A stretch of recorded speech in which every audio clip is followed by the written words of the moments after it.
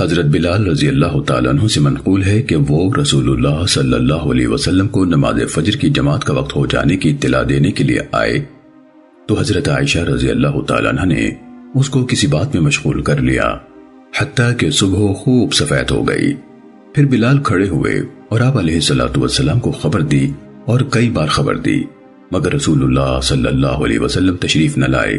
بالآخر جب نکلے تو لوگوں کو نماز پڑھائی تو بلال نے آپ سے کہا کہ سیدہ عائشہ رضی اللہ تعالیٰ عنہ نے ان کو باتوں میں لگا لیا تھا اور وہ اسے کچھ پوچھ رہی تھی حتیٰ کہ خوب صبح ہو گئی اور آپ نے بھی تشریف لانے میں تاخیر کر دی۔ آپ نے فرمایا میں فجر کی رکعتیں پڑھ رہا تھا۔ کہا اے اللہ کے رسول آپ نے بہت صبح کر دی۔ آپ صلی اللہ علیہ وسلم نے فرمایا اگر میں اس سے زیادہ بھی صبح کرتا تو میں ان سنتوں کو پڑھتا اور عمدگی اور خوبصورتی سے پڑھتا۔